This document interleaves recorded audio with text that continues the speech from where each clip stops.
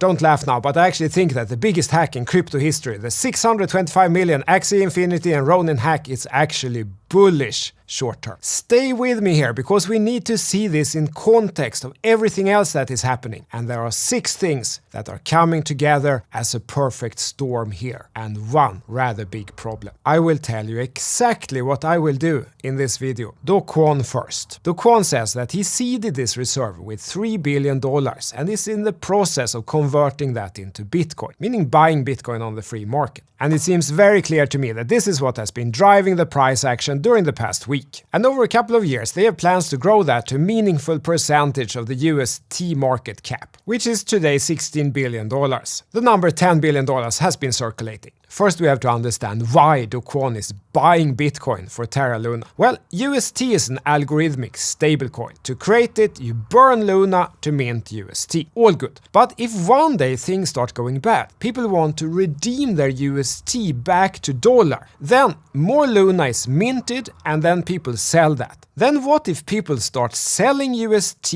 which loses its dollar peg, and at the same time as others are minting back Luna and selling those too, then there can be an acceleration of price drops on both fronts, referred to as a death spiral. And to prevent that, the idea is to instead have a portion of the money in BTC instead of only in Luna, because BTC can be assumed to be more price stable. This is probably topic for another video, but the point is that this makes sense. This is a real useful thing they are doing. So I don't think they're gonna sell it back or something. This address many believe belonged to the Luna Foundation Guard, LFG. And here we see that there are $449 million worth of USDT and another $400 million worth of USDC. And if you look at some of the transactions, like this one from 2 days ago, we can see that that was $125 million out 22 hours ago, and it went to this address, which looks to be a Binance address. And about 4 hours ago, another $139 million worth of USDT were sent to that address on Binance. And if we look into what is believed to be their Bitcoin wallet, here is 30,000 Bitcoin worth $1.4 billion as of now. Today morning, 2,000 Bitcoin, 1,000 Bitcoin. 2 days ago, 1,000 Bitcoin, 1,000 Bitcoin. 26th, 500 Bitcoin. 25th of March, 1,000 Bitcoin, 1,000 Bitcoin, 1,000 Bitcoin, and so on and so forth. 23rd, 500, 500, 500, 500. 22nd, 1,000 Bitcoin, 1,500. January 27th, 8,000 Bitcoin. But again, there's still $850 million worth of stablecoin left in this wallet. So if they're gonna buy for $3 billion, they haven't bought all of those yet, and they still have stablecoin left in the wallet. Perfect storm factor number 2. Michael Saylor is still buying. This is from yesterday. MicroStrategy, a subsidiary of MicroStrategy, has closed a $205 million Bitcoin collateralized loan with Silvergate Bank to purchase Bitcoin. Michael Saylor buying, Lil Bitcoin go up. So I told Lil Bitcoin flick out. Then we have factor number 3, the chart construction. I've talked about this ascending triangle for a month before it happened, so I hope that none of you guys missed it. If you did, now is the time to press that like, subscribe and bell button, guys. Thank you. It wasn't ideal because the trend had not turned up yet on the breakout. But at least the trend wasn't down, it had turned neutral. And an ascending triangle with a horizontal boundary that had been visited 5 times already is significant when it breaks out. A lot of professional analysts around the world has seen this breakout. Remember that technical analysis isn't some weird narrow thing. This was formulated in the 1930s, guys, almost 100 years ago. It just reflects human behavior. First, a lot of people are selling here and no one really willing to buy. Then it drops down here. But then for each time it drops down, it drops less and less. There's fewer and fewer desperate sellers willing to sell at those low prices, and more stressed buyers willing to buy at higher prices. Then finally, the power balance breaks through. There are no longer enough sellers willing to sell those kinds of volumes at that price, while there are still buyers, like Do Kwon, willing to buy at those levels. Then price breaks out.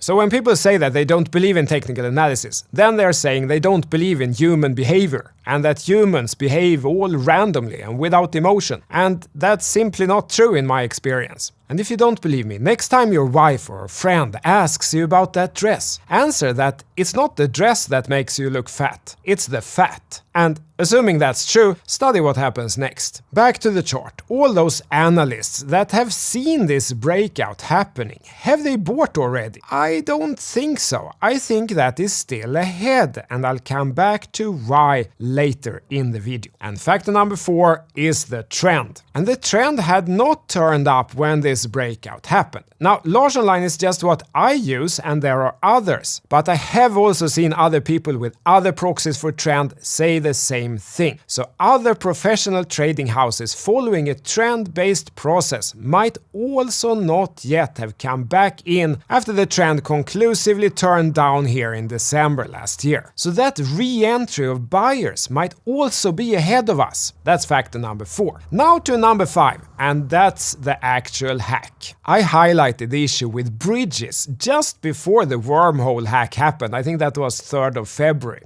Then in the video, I said that it will keep happening. Now it happened again. Guys, watch this video if you haven't. It's very important and very insightful, I think. And what happened with the Ronin hack now is very simple. It was this bridge that was exploited. So this chain has 9 validator nodes, and 5 out of 9 validators need to agree. Then the hacker got control of Sky Mavis 4 Ronin validators, and then 1 more validator, the Axie DAO, allow listed Sky Mavis to sign various transactions on its behalf. So Sky Mavis could request the Axie DAO validator to sign stuff, so that wasn't even a hack. They just needed to hack in one place, one validator set. And this is exactly the fundamental problem with these bridges. If this had been only on the Ronin blockchain, this could have been rolled back by the consensus of the blockchain. Clearly Ronin was a very insecure chain, but because it had a bridge to Ethereum, you could hack the Ronin chain on one side of the bridge, which was easy, while you withdraw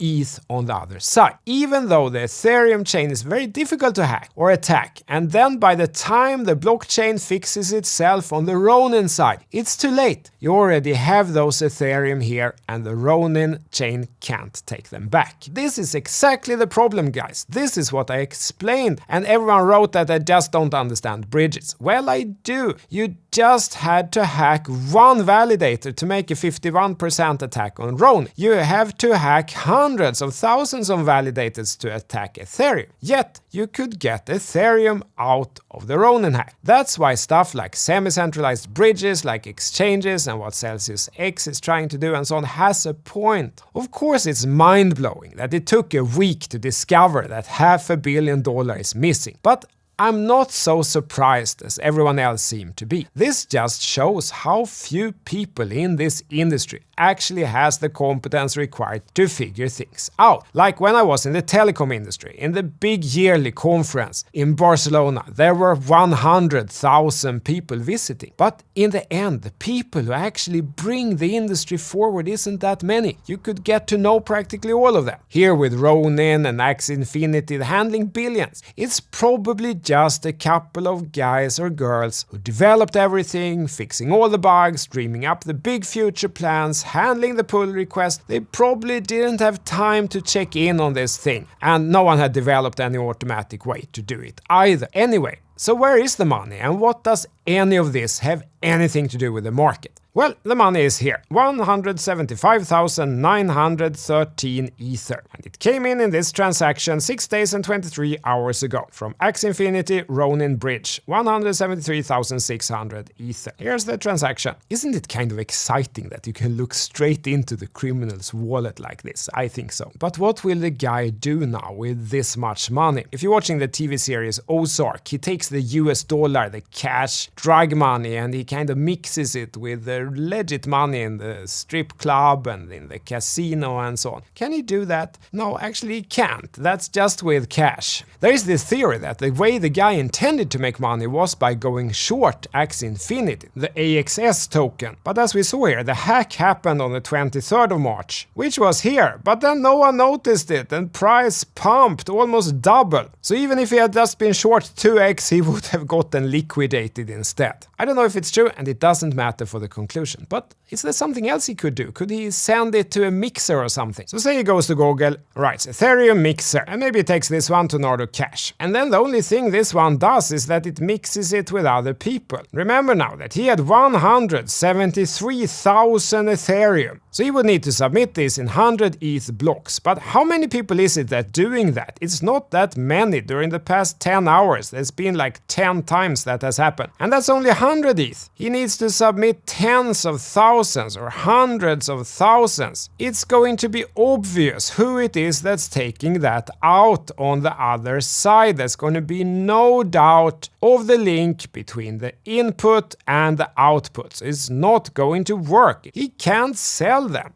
Crypto is useless for criminals. The whole world is looking at this wallet now, and whatever he does, there's gonna be one bright guy somewhere or girl who figures it out, and he can never turn these into anything useful. Perhaps he could reach some deal and return them, but perhaps not. There's a lot of angry emotions involved here, probably. And while the Ronin project isn't so big, $200 million in free market cap, 1.8 billion in fully diluted market cap, the associated main project, Axie Infinity, is huge. It has a market cap of 4 billion, fully diluted market cap, meaning that there are other people sitting with these tokens that haven't unlocked yet, of $17.7 billion.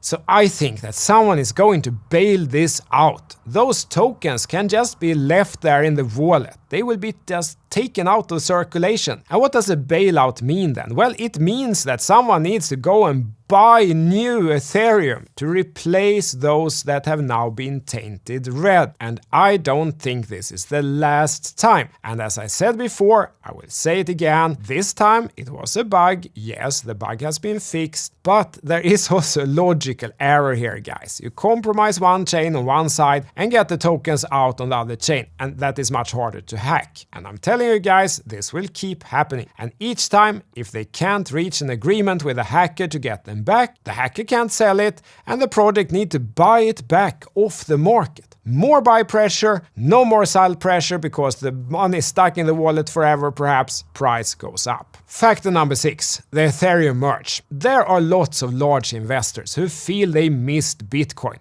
and they would love to go in on something that could conceivably have more upside. And Ethereum has less than half the market cap of Bitcoin. There are a lot of misconceptions around the merge. For example, that it will reduce transaction costs. It will not, I explained it in this video, but it does other good things, like electricity consumption, avoids inflation and so on. And the merge to proof of stake will probably happen this year. If history is any guide, this approximately sign means a little bit later than that. But still, there could be a lot of FOMO leading up to that event. And at least some of those investors won't be the same as the Bitcoin investors of today. This could add to the total buy pressure of the market. Okay, so those 6 points, that's the perfect storm. But what to do with that insight? Because there is one challenge here. That's number 7, the problem and the action. I personally already hold both Bitcoin and Ethereum exposure. Here in Sweden I do that through certificates for both tax and transparency and for security reasons, since I'm pretty public here. But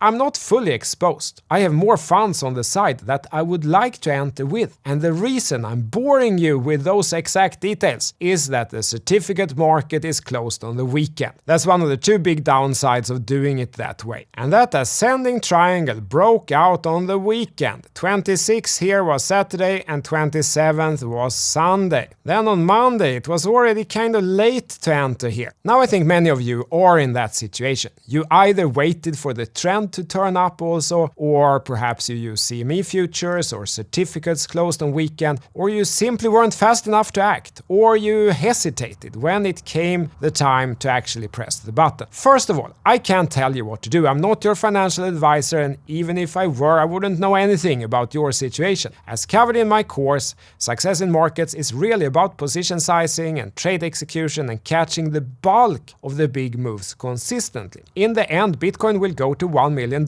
or it will go to $1,000. It will become the gold, or it will become obsolete. There will be very little in between. Then in the end it won't matter if you enter at 50,000 or 40,000 or 30,000. It's not the fine-tuning of the spring 2022 entry that matters. Sometimes we get lucky, sometimes not. Each time it doesn't matter. But how we act over 100, 1,000 entries and exits matters a lot. So we should still try to do this as well as possible, as best as we can. And the problem is now that say that all of this continues for another couple of days. Do Kwon keeps buying, Michael Saylor is buying, Ascending Triangle chart analysts buying, trend traders buying as the trend finally flips up, hacked projects buy back the ETH tokens, and others buy ETH on merge FOMO that is slowly building. And perhaps it will look like this and Lars Online will soon flip gold here. Then the problem is, as one of my old bosses always said, say you buy here, where do you put the stop loss? Should you put it here or should you put it here? If you put it here, it starts getting really far away. If you buy, of course you hope that it continues, then all good. But probably Murphy's Law will result in that the moment you place the buy order, there will be some catastrophic event. EU bans crypto wallets or something. Then the professional trader or investor typically won't hold the position on the way down. The professional cuts the losses quickly, and you want to do that when some support has failed.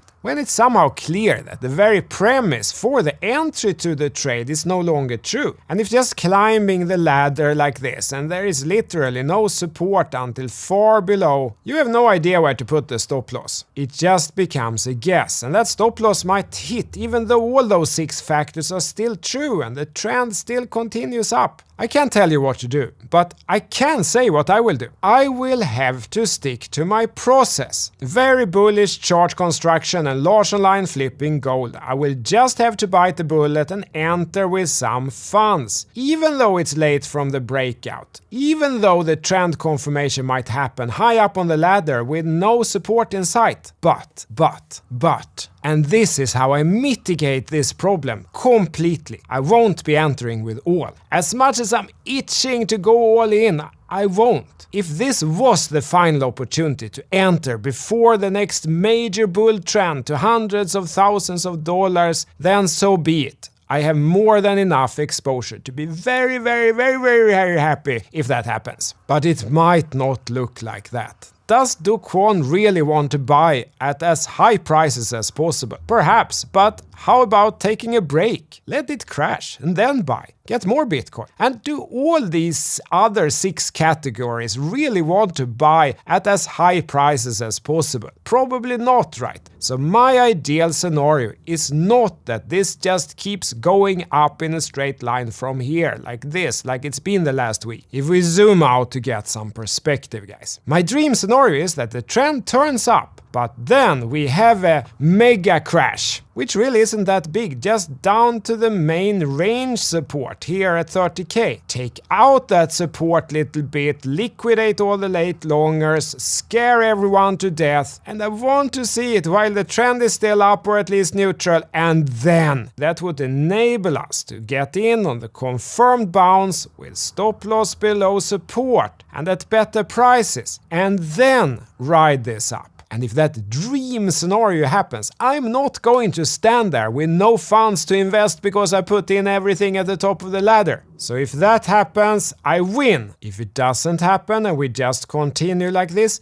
I also win, because then I have enough exposure. The next days and weeks will be critical. I have other stuff to do as well during the coming weeks. No one is going to babysit you in the markets in the end, guys. Those are hard words, but it's the truth. You got to steer your own ship, guys. My best financial advice I can ever give is to invest in yourself. If you don't like me and my course, don't take it then, but take someone else's course. If you don't like my indicator, Lars Online, don't use it then, but get some tools, guys. No one survives these markets without an own methodology, own tools. No one. Don't rely on me or anyone else to tell you what to do. It's not going to work. You will always be one step behind and you'll feel paralyzed if the person isn't there then. Don't be a deckhand scrubbing the boat. Be the captain of your own ship. Thank you, tack. City Larsson out. Hej då.